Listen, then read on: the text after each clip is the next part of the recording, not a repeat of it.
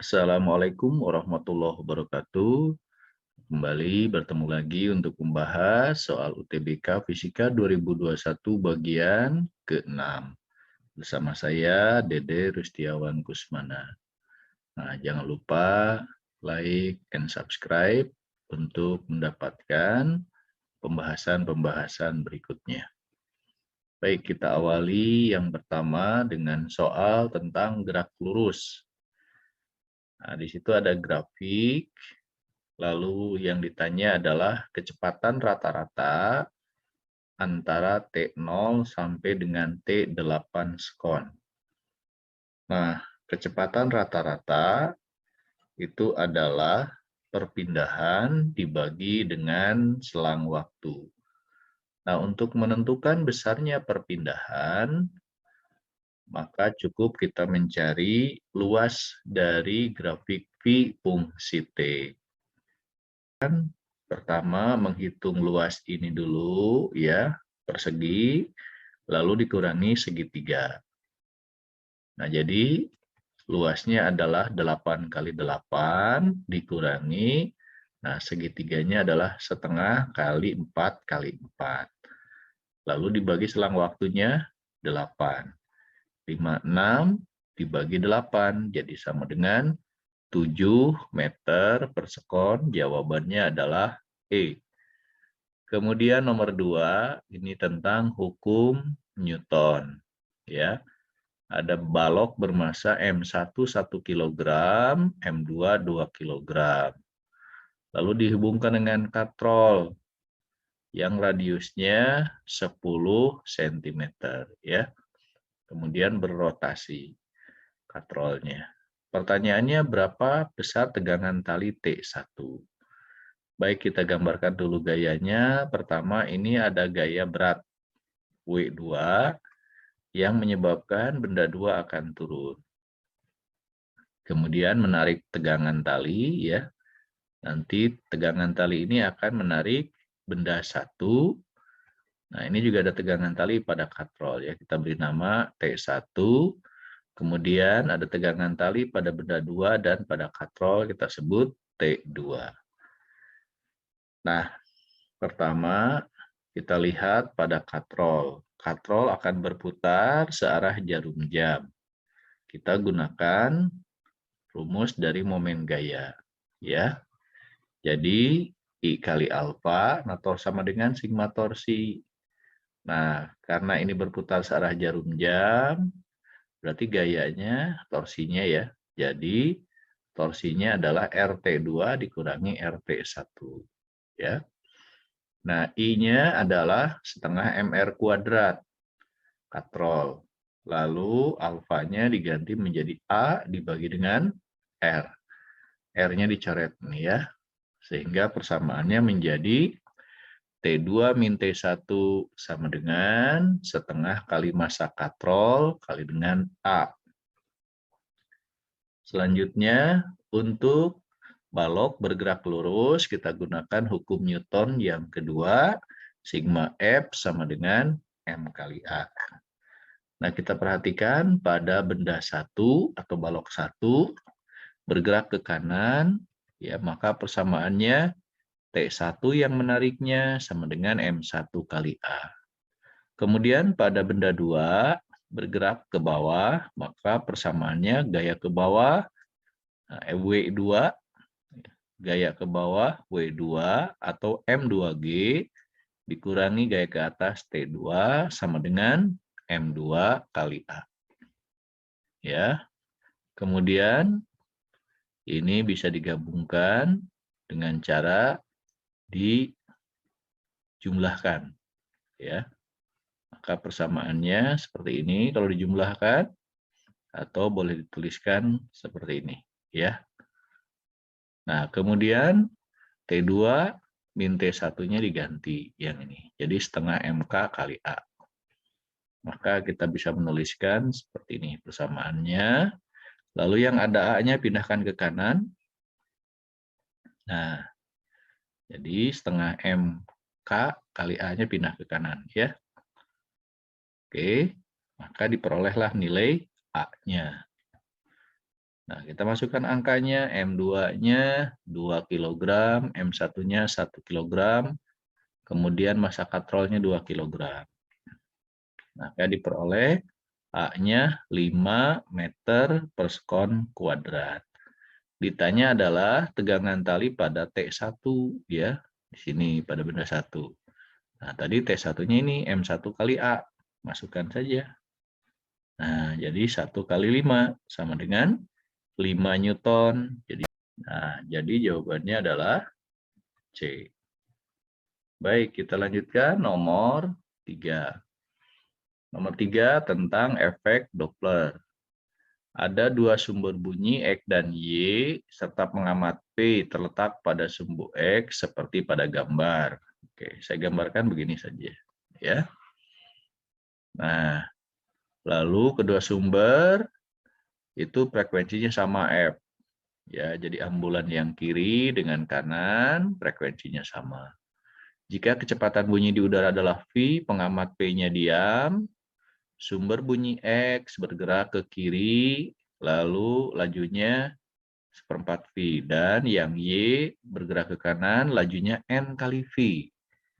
Nah, jika selisih frekuensi bunyi dari kedua sumber adalah F/5 yang didengar oleh P, ya, maka N ini sama dengan berapa? Nah, kita gunakan persamaan dari efek Doppler. Ya, berarti sumber menjauhi pendengar, berarti lambangnya adalah positif.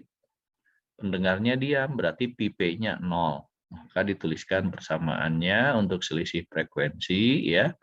Delta F-nya Fpx dikurangi Fpy, maka dituliskan, nah ini, ya, pendengarnya diam, sumber mendekati.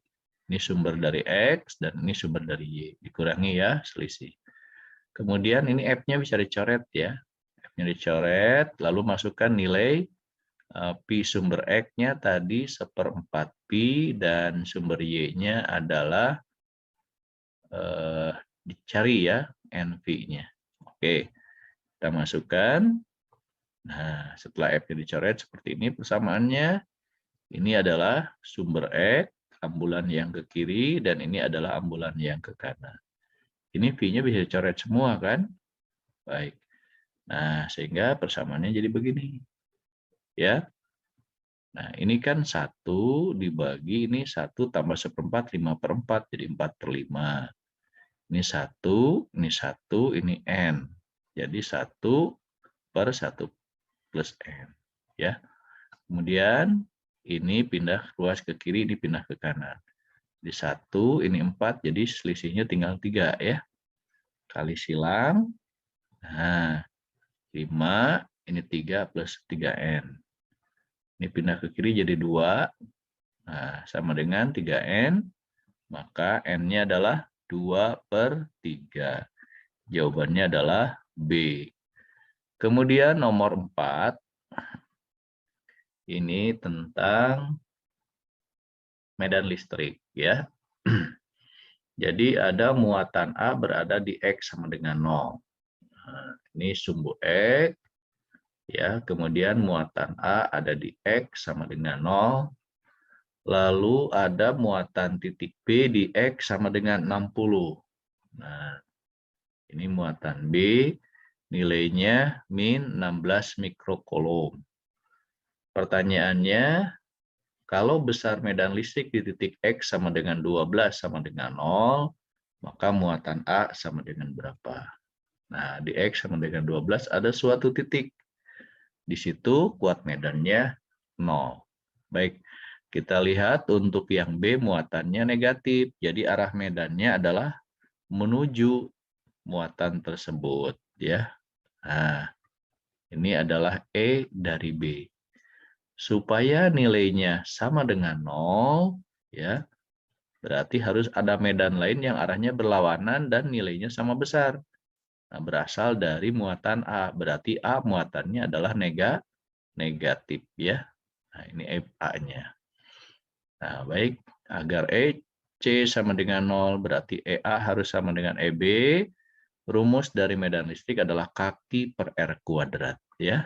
Nah, berarti kita lihat A itu terhadap C, titik C adalah 12, sementara B terhadap titik C, ya, itu adalah 60 dikurangi 12 berarti 48. K-nya dicoret, 12 coret tinggal 1, 48 bagi 12 jadi 4, ya. Maka diperoleh seperti ini, ya. Nah, ini tadi jadi 4 kuadrat kan 16, ya. Jadi QB-nya min 1 mikrokolom. Jawabannya adalah E. Kemudian bisa juga kita gunakan persamaan seperti ini. Jadi QA sama dengan RAC dibagi RAB kuadrat kali QB, ya. Jadi 12 kuadrat per 48 kuadrat kali min 16 sama dengan min 1 mikrokolom, ya. Nah, jadi jawabannya E.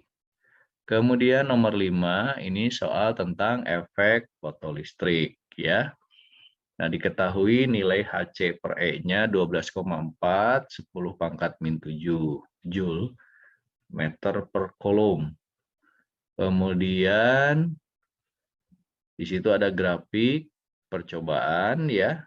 Nah, panjang gelombang lambda yang digunakan dalam percobaan tersebut adalah berapa? Nah, untuk efek fotolistrik kita lihat percobaannya seperti ini. Ini cahaya terdiri dari foton-foton, ya. Punya energi sebesar Hf, lalu di sini elektron untuk lepas. Nah, ini ada ikatannya. Diperlukan energi namanya fungsi kerja atau energi ambang bahan, baru sisanya digunakan untuk bergerak, jadi energi kinetik. Maka persamaannya energi foton sama dengan energi ambang tambah energi kinetik.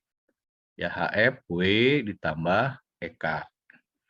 Nah, kemudian yang diketahui lambda, dan ditanya juga lambda. Jadi Hf itu bisa diganti jadi Hc per lambda, dan energi ambang itu Hc per lambda 0.